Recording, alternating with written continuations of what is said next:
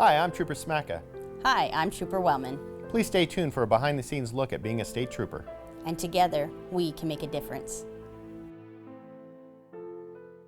Here we are live at the 360 Vegas studios with another edition of Trooper Talk. Trooper Wellman has brought another guest. Trooper Thayer is here, and he brought his motorcycle. They always want to know, tell us about the motorcycle, give us a walk around. You know what I mean? Like that type of thing. Sure, it's a 2020 BMW 1250 RT. It's basically your BMW model, but all the police equipment's added to it. So you have moving radar up here. We have laser, LiDAR for speed measurement and distance, handheld radar. So we have all the cheating tools, if you want to say, to get speeders moving to the back of the bike. Underneath this, sometimes we keep clipboards for just witness statements. There is our radio equipment and all the electronics are under here. The saddlebags, each trooper's a little different, but we kind of keep it the same, organized. We have our MDC or mobile data computer in here that we use to write citations, conduct crash reports, investigations. Printer, of course, lunch bag ready to go. In here, we just have a little bit more equipment. Sometimes we have little sheets of paper that we can issue other enforcement action on. The rifle on the back, hopefully you never have to use it, but it's there if we need it. Not only are we a problem-solving unit where we do a lot of proactive work, but we do respond to calls for service. And then walking around towards the front of the bike, we have our two speakers. One's a PA to broadcast and try to get traffic to move out of the way if we need to or make announcements. And the other speaker is a siren. Oversized windshield. This is actually Sergeant Chakowski's bike I'm borrowing right now. He's a taller guy, so this windshield actually comes up, and it's really nice to block the wind and kind of cut that wind buffer when we start moving. On the sides, we have our emergency lights, red and blue. On the bottoms, it also could flood white light if we're riding at nighttime and making stops at night. So the nice thing about this, I didn't mention it, the radio is actually wireless. It's wired to the bike, but speaking through the mic itself, this little pigtail style clip into the Bluetooth mic actually allows me to not have to unplug anymore. So even just a few short years ago when I went through motor school, it was still called a pigtail where the radio was connected to the bike, and then you have to remember pulling that out. And some people forget, it kind of snaps away from you. So it's one quicker, and especially for officer safety, being able to get away from the bike if you need to right away. And the pigtails used to fall on the exhaust, especially on the Harleys, and burn up a lot. So this, I'm sure, saving the department a little bit of money and heartache too. So they can actually talk to each other just by riding, like from their microphone on their helmets. That's right, yep. So he can talk to me while So he's it's basically riding the right same thing beside as a car radio, Yep. just built into this little baby mic up me. here. Yep, hands-free. Hands-free. Yep. Hands-free, yep. Obviously, we talk about the motorcycles all the time on the Trooper Talk, but you're not just driving a motorcycle and going from point A to point B. You're going from point A to point B, and then you're watching everyone else. Right. Take us through a little bit of that. Yeah, riding for fun is a lot different than riding enforcement, for enforcement, or doing traffic collisions and all that stuff. You have to be, it goes without saying, it's kind of cliche, but head on a swivel, being extra cautious. It's already tough enough being in the car, the way people drive around here, unfortunately, but on the bike, it's another element. You're exposed to the elements, so all the weather, the hot summers, the cold winters, and then just the traffic. You're not as visible, even though we have the blue running lights in the back. Typically, we have a running headlight that's always illuminated. It's just a little bit different. It blends in a lot more, so got to be very cautious. Yeah, and Trooper Wellman. Great, right? Having the motorcycle here, it's like super exciting. Yeah, not only is the motorcycle awesome, but this guy right here is awesome. He's like one of our best troopers we have on the force, and I'm so excited to bring him here today, and you get to meet him. You know, hey, was it a year or 2 years ago that you won first place? We won first place in the pair ride in 2021. So they do motor competitions Right. throughout the year. Usually it's to benefit and like raise money for an organization, and then obviously bragging rights against the other Of agencies. course. That's what the biggest thing, right? Yeah, and he actually took his very first year on with the squad. So he's very good at riding the motorcycles, and he's a hard charger. So he's definitely one of our troopers that are out there constantly saving lives. And you know, the cool thing about the Trooper Talk, right? It's something that I always talk about, which is that the people who are watching this, they open themselves up and they're able to feel. And so they're able to watch on the television and they're able to feel what it is that we have right here. And so the best part about it is that when Trooper Wellman brings someone on as a special guest, like you genuinely can feel the love, like you can feel the brotherhood, and so the sisterhood, the togetherness, it's really cool. It's cool. You know what I mean? And so it's really great having you here. Tell us about how to become a motorcycle trooper. So we go through the same academy. Starts with the DPS Joint Academy. So we have different divisions with the parole and probation. And you get through the Category 1 Peace Officer Academy. We go on to our Advanced Academy with all the troopers. And then to get on the motorcycle, you have to be off probation in a clean standing with the department. And then we have kind of like an application process. So when I came on, there was an interview to see just your personality with the squad. It's a very tight-knit squad. We do those competitions out of town. We work together every day. Typically, we're not split up. We're always together on the same area. So they just interview to see how you click with everyone. You go through a 2-day Safe Rider course, which is kind of a prerequisite to go to the motor school. Metro Police puts that on down at their traffic off of Cameron. And it's basically a modified cone course that kind of shows you a couple patterns that you're going to be entering in the motor school itself. But they're modified just a little wider. They take things a little slower just to see your ability before the department makes that big decision to send you to motor school. Because the motor school itself, it is difficult. Even if you have riding experience in the past, it's over 4 weeks. They give you 2.5 weeks to complete some difficult patterns. And they, every time you put a foot down, you drop the bike, or you run out of pattern, those are fails within the patterns. So you have to pass those patterns 4 times each with minimum point loss. And then after that, they continue. We do range day on the bike. It is different. They teach you how to use this for cover, what little cover there is. Scenario-based stuff. It's the same job. It's just learning how to work on and around the motorcycle itself. Motor school is no joke. People will tell you that. I've heard multiple officers from any agency tell you that motor school is harder than SWAT. And I mean, except maybe the SWAT officers, they won't say that. But it is very, very intense. It is a long process. He's making it sound a little bit like, we'll go through training and that. But no, it is very stressful on them. It's very long. And there's even a written, isn't there? There is, yeah. And basically, I wouldn't say it's physically tough, probably. I'm sure SWAT goes through a lot more physical it's just intensity. Different. But the mental intensity, people get in their own heads. They start making those mistakes. They think they can't do it, and it's just kind of that snowball effect from there. So the staff does a good job of keeping you motivated, doing whatever they can to work with you to at least get through that portion. And it's not meant to be so difficult that you can't pass it or to mess people up that don't have the riding skill yet, or they're still working on it, but it is to show you what the bikes can and can't do and what you should expect from them on the road and how to be safe, how to avoid other vehicles, bad driving behavior in front of you, for example, how to split traffic to get quicker to a critical call, and just knowing the width, the length, how to do all that stuff. It's all important. They're taught they ride in buddy pairs, and they're literally taught to, when one moves, the other one moves, and they're just one. And they do that because of safety, but also, again, it goes back to that brotherhood. So they go through this intense testing process. They pass everything, and you're already sworn officer, but you still have to do this to get on this unit. And that's why they have their motor pride. And they, when you talk to a motor unit, they're so proud. They wear their, you call those wings? Or what do you call them? So if I wear the gray uniform for, let's say, a procession or, just formal things, that the motor wings, they're actually like her silver pin with her name badge on there, but they have the silver motor wings above that too. It's like a pilot when they wear their wings. Well, Right. our motors have their wings. Right. And it's, it's an honor for them to wear those because they know what they went through to earn those. And just like he said, it's a squad. You're together all day, every day. They even ride home together. They make sure they time everything. Like, hey, okay, we're headed home, and who's on my route. I mean, they're together all day, every day. So they have to like each other because otherwise it'll be like a bad marriage or something, family. No, and that's what we need people to understand.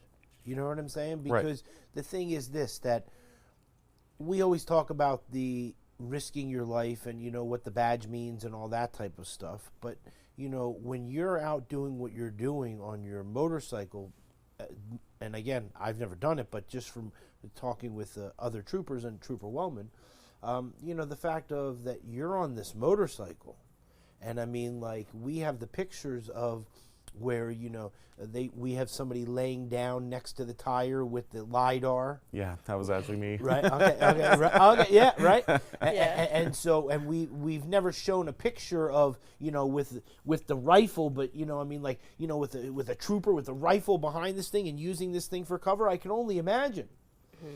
And so one of the things that we talk about is the fact of never putting someone into that position where they have to make these choices. And so by you coming on here and discussing that and discussing that with Trooper Wellman and I, it brings a new light to the Trooper Talk because we're able to show not only what it takes to become that, so it would be a motorcycle officer? Would that be the correct terminology? Yeah, a motor trooper. Motor trooper. Yeah. Okay. So we call ourselves motors, just Motors. because of the Okay. bike. Yeah. But yeah, like you said, I mean, the department doesn't force you to go to motors. It's more of a specialty unit where you want to be there. Yeah, it's an honor. And I was very lucky growing up as a kid, rode dirt bikes, raced motocross, all that stuff. So there's that base skill set that some of us have when we go to motor school. And then you got to love riding. I mean, if you're going to be in the elements and dealing with the hot summers, cold winters, sometimes rain on and off, you got to love the job and riding at the same time to be able to do that. And not to get into personal, and then we're going to get into the pictures, but you get a raise too. Not only you get the 20, but you get whatever. I'm not asking for a specific, but Sure. No, you get a bonus on top of that as just as she does for the PIO, right? Yeah, and we can absolutely talk about it because that's one of our incentives. Okay. They always had it, but it was also, did it increase from the pay raise or was it always the same? So from what I know, I'm a newer to the department, less Yeah. than 5 years on. However, there used to be motor pay, like a specialty pay, just being on the bike itself. Typically, we're put into a lot more like joining forces situations where we're writing a lot more citations, making a lot more probable cause stops. And so there's an incentive with the 5% back then. So they were 5%. Now they're 10% with our new doubled pay it. raise. Right, okay. So it doubled, including our K9, our interdiction team. Yeah. They also got 10% now. So not only was it an honor to get on this team, and it's very hard to test, get selected, but now that there's a 10% pay incentive also, now competition is going to be a lot more intense. So the fact that Trooper Thayer is on the team, it just, what am I trying to say? It just incentivizes. Thank you. What we're trying to do here. Yeah, and you've heard me talk about PSU, Yeah, our problem-solving unit. This Right. is our PSU unit. This is our problem-solving unit. So they are actually, when people call in and they write me messages saying, hey, 215 in Warm Springs, for example purposes, is highly congested, the construction, people are driving really fast. We'd like to see more patrol over there in the mornings between these hours, blah, blah, blah. I send it to his sergeant, and then they make sure that they put that on their weekly tasks, and they go over there and they do enforcement for the entire day, entire week, until they slow those cars down or whatever the goal is that day. And that's their primary focus, is they are the problem-solving unit. So No, that's great. All right, do me a favor, and then we're going to get the pictures. Sure. Look into this camera right here, and just say, if you want to hang out with me and everybody else, and you fit in, go to NevadaStatePolice.com and become a member. Just as Neil said, if you want to come out, be a motor trooper, pass the academy first, of course, get off probation, and you come join this awesome squad. Like we talked about before, we're really tight-knit, and it's a lot of fun. If you have a passion for riding, you have a passion for police work, this is the job for you. So go to NevadaStatePolice.com and go to DPS Careers. We can put you in contact with one of our recruiters and get you on this path to this bike right here. Yeah, we love Officer McClarty. That's him, Right. Doug. We love him. All right. So the graduation ceremony for Nevada State Public Academy, Police Academy 99, Nevada State Police. These are sworn officers that went through a grueling academy. And I'm sure, as you discussed with the motors, and Trooper Wellman and I have discussed before, there are many times that you're like, whew, and what gets you through is the leadership.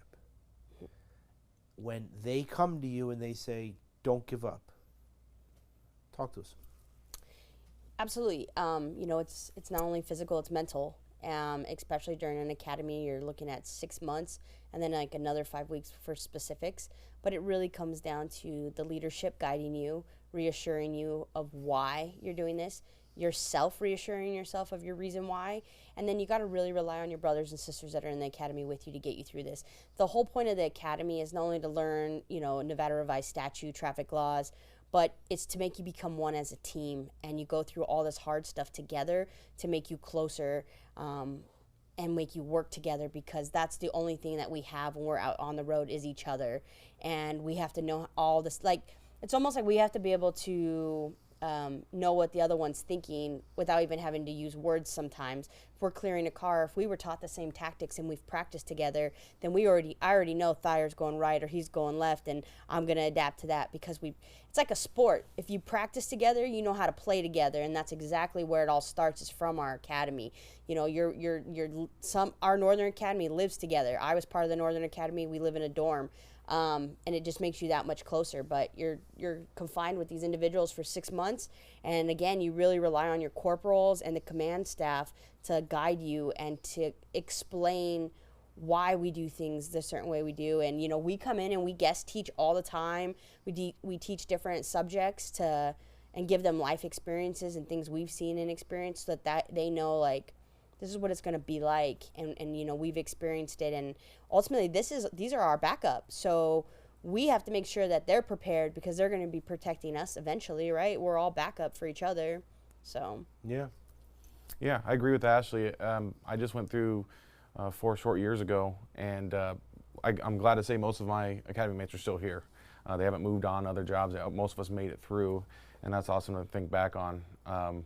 And just remember that it's a long-term goal, and breaking that academy up into chunks, knowing to not overthink things, and just to rely on each other, like Trooper Wellman said, and just have that long-term goal. This is temporary. The pain that you feel from the physical workouts, it's temporary. It's there for a reason. It's there to break you down as individuals, build you back up as a team. yeah. It's all part of the necessary training we go through as cops. Yeah, and I love it because, like you said, that if everyone is trained in the same way, you might adapt to different things, further on down your career, but you've all learned. Yes. And so therefore, if ever in a situation, which we hope that there never is, at least that the people that are there with you have learned the same skills, right? And for the most part, that goes with any agency. We are all Nevada Post certified, so we all learn the same curriculum, and for the most part, same tactics. Some agencies have different, maybe slightly different tactics, but overall, when we get to a scene, you never know who your backup's going to be.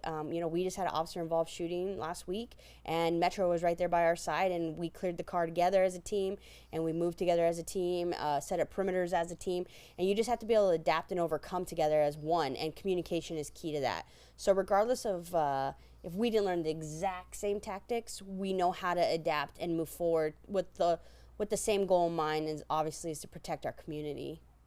And let's, not to take a specific, but your taser is on the back.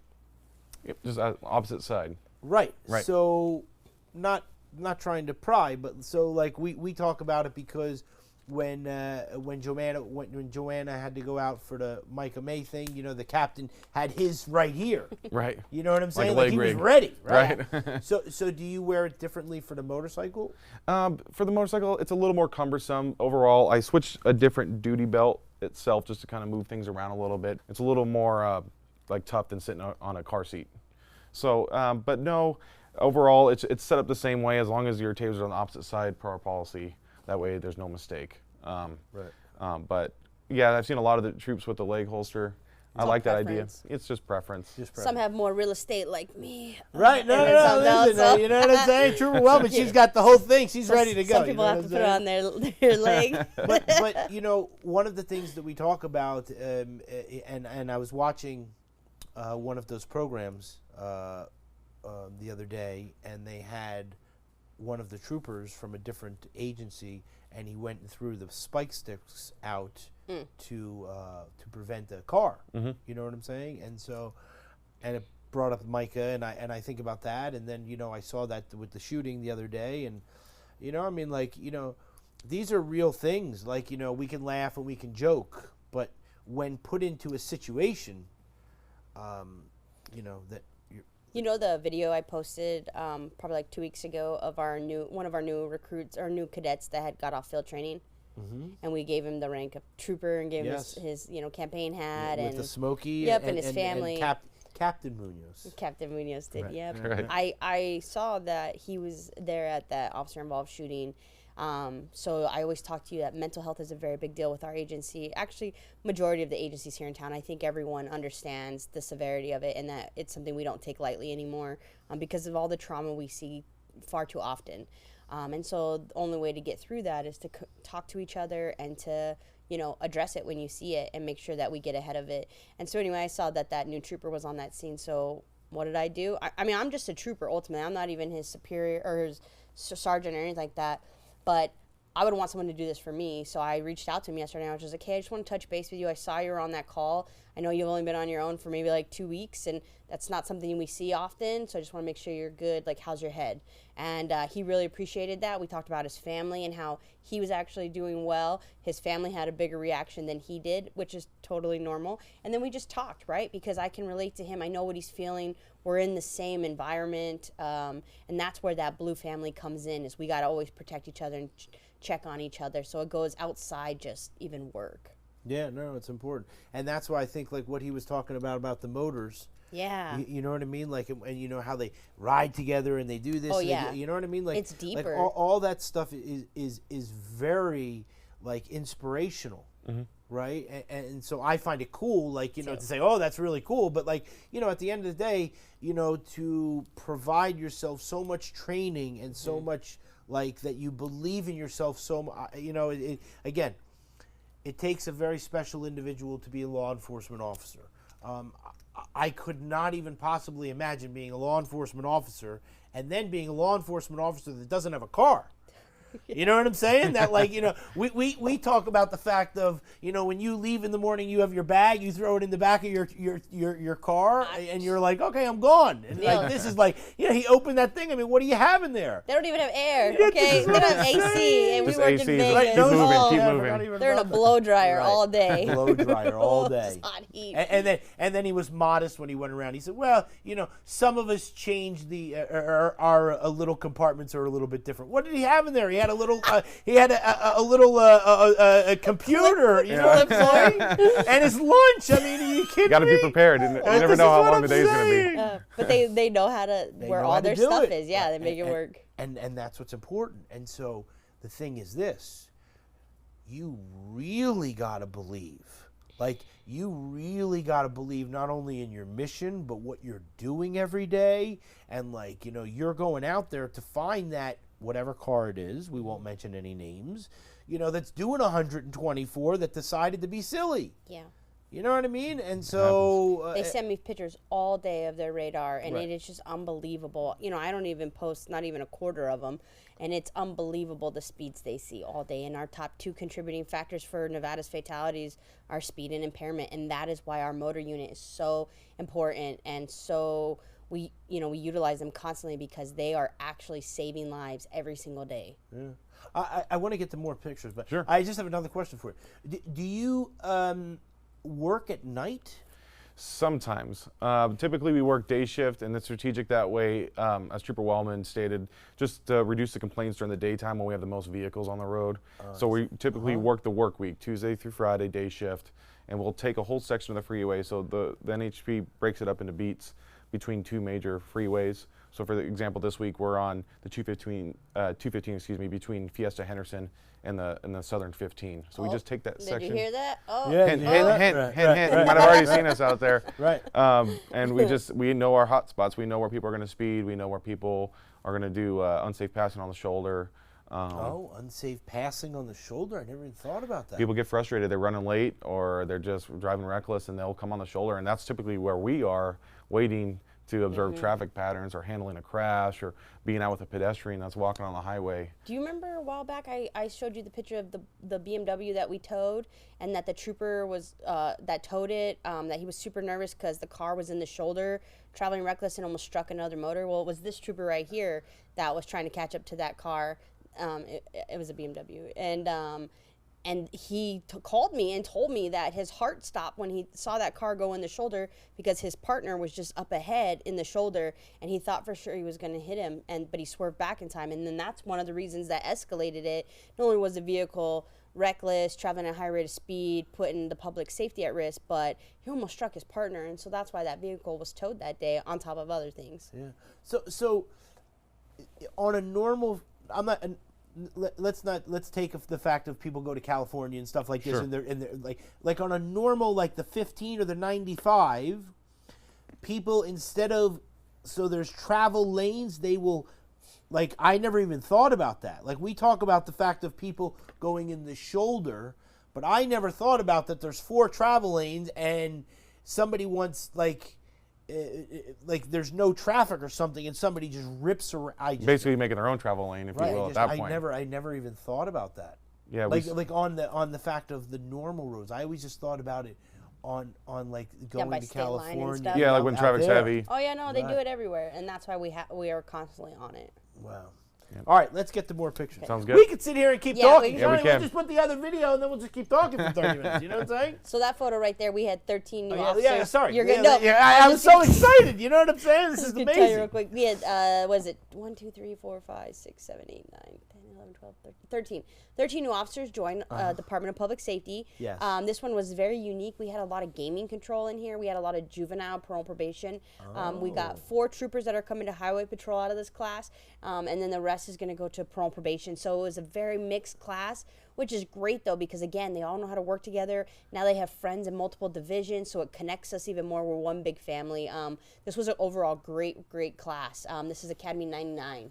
And so what's this? Do you get that when you graduate? So the corporals give out specific awards to specific cadets for top physical fitness, top shot, overall cadet, and then a valedictorian, if I'm not mistaken. So one got all 3. Right, that's what I I'm know. This my- is what I'm saying. Amazing. cleaned up. Oh my gosh. You know, the thing is that it's Not fair. fantastic.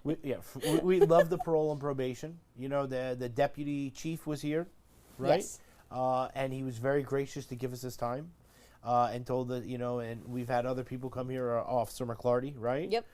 And so it's great, you know, and it's great to, again, show the diversity. I love seeing the diversity of ethnicity, Yeah, right? absolutely. Men, women, you know what I mean? It doesn't make a difference. And not in a disrespectful way, it doesn't make a difference, right? But it Yeah. doesn't matter what you are in that way. And it's great. And I see a small girl, I see a big guy, I see an older gentleman. I'm just saying, like, you know, it doesn't matter what it is that you want to do as long as you are committed. Yeah. I think that it really shows. So it's fantastic. Yeah, and it was neat because this class actually had a couple recruits that their family are a part of our department, and so to see that the family and the next generation, thank Right. you, is now also following in those footsteps. It just shows that the family member is obviously happy here, loves it here, and they want that for their child. So it's really neat. Yeah. Do you ever wear this uniform? I do. Yeah, so typically if we do like a presidential escort or unfortunately funeral escorts or just requested by the command to do that, we will put the gray on. We still have the tall motor boots. It's a little bit difficult. Oh, the tall motor. Oh, okay. A little bit difficult on the Right. BMW. They're more designed for the Harley, but we'll still wear it. This is just very functional. We're lucky to have this Yeah. type of uniform, especially for the hot weather. Right. And then it has reflective striping that's built into it already. So it's one less thing to carry is donning a reflective safety vest that you see the other troopers wearing, the yellow. Because this does reflect And under. that's a bulletproof. So the Yeah. top is the bulletproof vest. It's actually an exterior vest that That's he actually throws over a exterior t-shirt. carrier. Exterior. Okay. Yeah. Yep. So that's like a T-shirt, like this. Correct, yeah, right? like a polo. long sleeve. Right. Okay. Right. Right. And it's nice because you get to secure area like our Southern Command off Sunset Indicator down there. You can take a break, do reports, and take this off, cool off, reset, and then go back out fresh. Take that off, and then you still have the shirt on. Right. Yep, that's correct. Okay. Yep. Amazing. Nice. Yeah. What do we have? The crash. So, Big fuel you know, leak. the thing Yeah. is that I find it very hard sometimes to drive when they have 2 or 3 trailers attached, right? Because you can't really see where the trailer ends sometimes, right, when you're driving. But the thing that we've learned on Trooper Talk, we talked about the when the troopers were inside of the big rig. My badge on board. Badge Yep. on board. That's right, it. Right. and we talk about the fact of that they are bigger vehicles, and they need longer to stop and longer to maneuver. And when you're cutting in and out and you're doing unsafe things on the roadways, Right. you know, it puts not only everyone at risk, but, you know, I mean, I could see a road here that has no one driving. I can see a road over here that probably everyone's doing the looky-loo, Correct. right? And all those other cars behind the state trooper, they're not going anywhere. Right. Just a standstill. Standing. It's a parking lot. It's a parking lot. And so, Vehicle, unsafe lane change, front left struck. If you can see right here, the fuel tank on this truck. fuel spill. Nobody really sustained any injuries, but what the big challenge with this one was the fuel, the diesel. It spilled out. That takes an entire crew to clean it up. And this roadway, this was the 15 and the 95. It's our spaghetti bowl. This was shut down for a minimum 4 hours. I think it might have been longer for that cleanup. Plus, we had to get the big heavy-duty trucks to come tow them. That I want to say that dump truck was full of like a load, so you got to take the weight in consideration. If there's stuff in the back of this trailer, you got to unload it before you can transfer. It's a whole process. So, you know, that's our spaghetti bowl. That is a high, like people drive on that all day, and now there's all these inconveniences. We always talk about the ripple effect. People are now late to work. It's affecting our economy because, you know, you have your employees aren't there. People are late to school, maybe picking up their children. It's a whole ripple effect. And the thing is that there's nowhere to go. Right. So you know, and what people don't take into consideration is, as much as it's not very good, you know, you're trying as hard as you can to open the road. Absolutely. Right, like you're not like, oh, okay, we're gonna go and have lunch now, and you know maybe we'll open in Yeah. the next couple. No, Taking like our you're time. trying to do what you can, and that's why we our have goal to take is to slow. get that road Right. open. We had one travel lane open. We got it open on the left, and then we were diverting everyone off at 95 north. But even still, the backup was just miles, and it's Start getting a lot of secondary collisions too. Little fender Yes. benders, not from the looky-loos just on the northbound side in this instance, but just the backup, and people are just kind of snail's pace, so they really want to cut over, they want to get where they're going, they drive on the shoulder. road it's rage. just- It's a whole thing. It just starts And I never snowballing. even thought about that. You know, like now all of a sudden you have a guy 12 cars back that hit the person that now wants to get out of his car, and now they want to start arguing with and each people other. do get out of their cars, and then they come up to us, and you know how many times we get asked, "What's going on? What's going on?" And it's just like, we're trying to get the road open. It's one less, more distraction from getting the road open or Right. completing a report or making Yeah. a tow truck call or So, anything like that. so that's one of the things that we should really discuss with the people is the fact that when you're in a situation, Trooper Wellman is very good with the updating the Nevada State Police, NV State Police. NV State Police for the Twitter. Twitter. X. Yeah, you're right, for X now. yeah, right. it's getting used to that. Yeah. Right, and so, but it's very good to be updating that and stuff like that. We also have our electronic display boards that we utilize constantly, and we put on display, you know, what roadways are, you know, closed, they're crash ahead, take alternate routes. We really try to use every resource here in town to get it out there. We talk to media so they can put it on the radio, on the TV, so people can know what's going on up ahead. Yeah. When you pull people over all the time, they say that like the LiDAR is not correct or things like this. Do you get these type of questions all the time? Like, I don't think your radar was working or something like Yeah, this? I would say about 90% of the public takes the fall in some way, shape, or form, which is like, you know, sorry, I'm late, yada, yada, yada. Yeah. And then you get those ones that do push back. And, you know, your goal is not to get in an argument on the side of the highway. I would say that the number one difficult part of this job is when, like, you go back to the critical incidents and then you're dealing with soccer mom just speeding, taking the kids to school, and then turning up, you got a fugitive running from you. Yeah. It's this on-off switch. That makes it very difficult. But yeah, people push back, but you know, you just try to remain professional. We're not going to argue here. You know, you have your right in court if you need it, if you want it. But we test ours every morning before we start. They were just calibrated in March.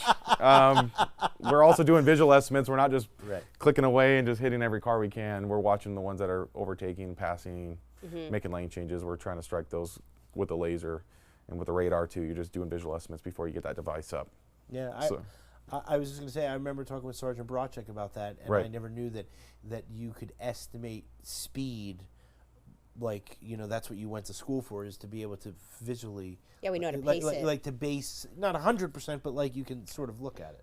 The first visual thing, and correct me, or this is what I do, is when you have someone that says like I was going with the flow of traffic, well, you need to go to the posted speed limit first of all. But if I'm going in the flow of traffic, you're gonna catch my attention, and now I'm gonna start pacing you, and now I'm gonna start watching and match your speed and see where you're at, and then confirm it with our radar or our LiDAR, and then we go from there. It's a whole process.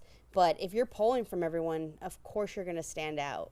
Yeah. So I never, Do people blow past you on your motorcycle? You'll be surprised, yeah. Especially that silver bike. Yeah, The blue, that's what I'm the saying. blue bikes, I would say they would slow down a little bit more, but it happens all the time, and I mean, it's amazing. Like, you'll be in the number 1 lane, and they'll come right by you in the number 2. Yeah. Wearing state trooper reflective Right. on the back, had the running lights on the back. There's obviously a rifle on the back. Right. It's just like, I think the biggest issue when people are driving that fast, we'll see triple digits frequently almost every day out here, even in the daylight hours, is like that tunnel vision becomes a real thing. Yeah. And they're not experienced enough. They're not like race car drivers. And even if you are, your mind focuses in on what's directly ahead of you, because it has to start shutting all the distractions out.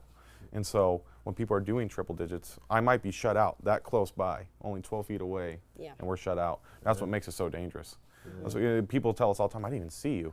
Yeah. And we do have a slick looking bike that does blend in with the embankments of the rocks, but we're still wearing bright blue uniforms. I mean, and they're reflective. And they have lights on their bike that are always on, that you can see them as well. It'd be like a brake light on a car, but But yeah, just that tunnel vision. I mean, they're just so focused on that lane ahead of them, just trying, and that's what causes the worst collisions, because they run out of that room, they'll jump in the shoulder, jump into the lane next to them, and there's cars that are doing the right thing at 65, if you will, and people don't realize at 100, you're 35 over the limit at that that point. reaction time is not there.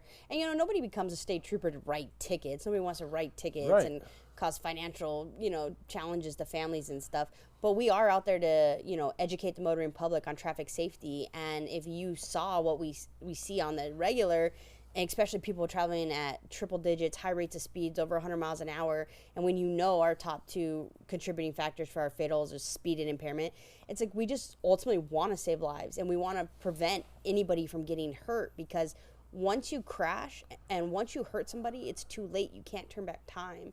And that's why, we're passionate, and that's why we're out there doing it, not to cause any inconvenience for anyone. It's ultimately to save your life or somebody else. Yeah, no, and that's what and that's what's so great about the Trooper Talk and us doing this every week, is because exactly what you said is exactly what it is.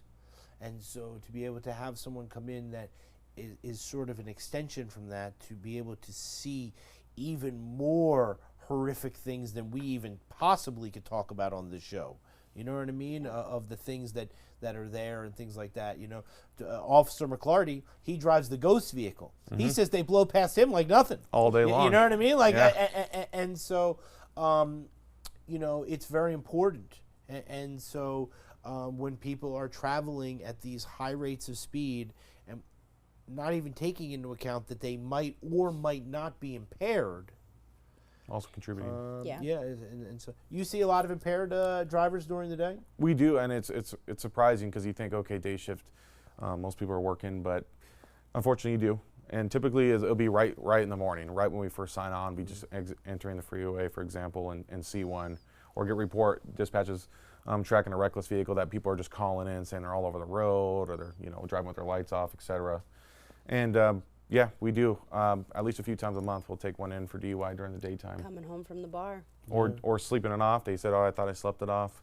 Wake up the next morning, I they've never had even thought- so much, Oh, I Yeah. never even thought still of that. elevated. Yeah. Maybe a couple months ago, I take my drive in the morning before I come to work, and Trooper Wellman called me because there was a wrong way right up near my house. You know what I mean? Right. It's 8 o'clock in the morning. You know what I mean? It's like 8 o'clock in the morning. I mean, Right. Yeah, we had one. I think it was 8:30. It might have been the same one you're referencing. Yeah. Where the person got on wrong way from Summerlin Parkway and went southbound and Yeah, northbound on that's 215. exactly. Yeah. And unfortunately, that it's just a female driving her way to work. Innocent driver. I mean, luckily she survived, but I can't go into a ton of details about it. But luckily, she did survive. But it's just unfortunate because that person's just doing the right thing. They're commuting to work. They're driving the speed limit, And then that person that makes a bad choice and the person that's making a good choice suffers from it. Exactly. Wrong way driving, yeah. You know, what a great time. You know, I hope you come back and see us again. We really learned a lot, and so thanks so much. We just got to wave towards the camera and tell everybody to be safe now, okay? Thanks, Neil. All right, see you later. Be safe. Be safe.